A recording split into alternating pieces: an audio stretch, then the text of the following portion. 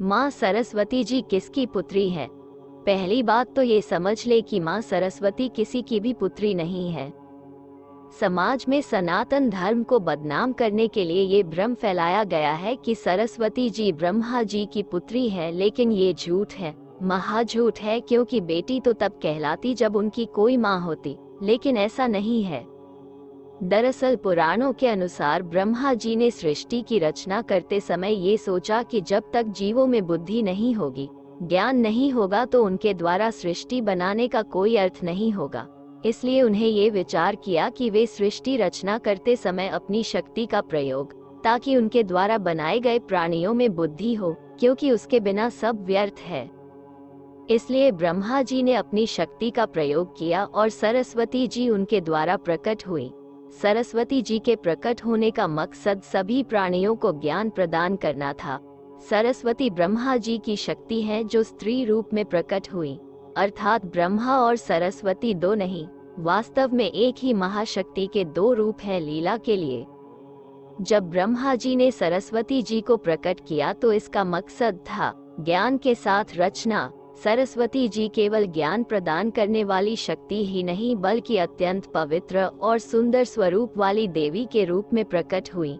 उनकी सुंदरता को देखकर स्वयं ब्रह्मा जी भी मोहित हो गए। उन्होंने ये सोचा कि उनकी शक्ति तो अद्भुत है जो इतने सुंदर रूप में प्रकट हुई है। ब्रह्मा जी ने सरस्वती जी से विवाह करना चाहा। सरस्वती जी नहीं मानी, लेकिन अंत में उन्होंने ब्रह्मा जी की बात मान ली। अब इस कहानी का लोग उल्टा सीधा अर्थ निकाल लेते हैं। यहाँ सरस्वती जी की महिमा गाई गई है और कलयुग के नकारात्मक सोच वाले पापी ब्रह्मा जी का अपमान करने में लग जाते हैं।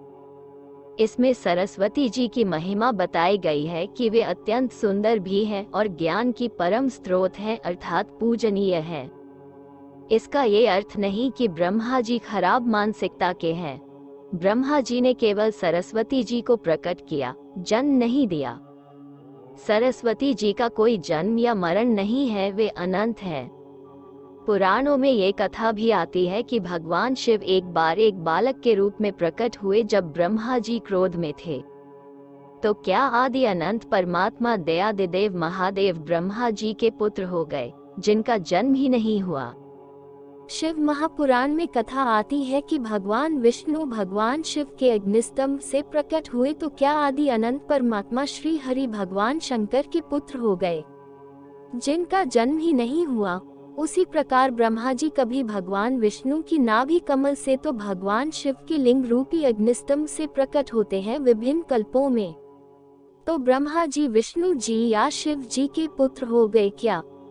ये केवल लीला है उस एक परमात्मा की जो अनेकों रूपों में विराजमान है तथा अलग अलग रूप धारण करके लीला रचाते हैं, जिसको कई लोग समझ नहीं पाते। ऋग्वेद, जो कि सबसे पहला वेद है और सभी ग्रंथों में प्रथम प्रमाण माना जाता है, उसके प्रथम मंडल के तृतीय या चतुर्थ सूक्त की देवता माता सरस्वती है।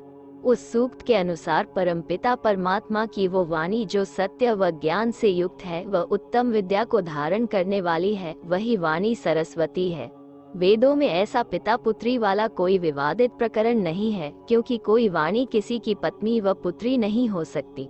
तो माँ सरस्वती किसी की पुत्री नहीं है, वे अनंत हैं।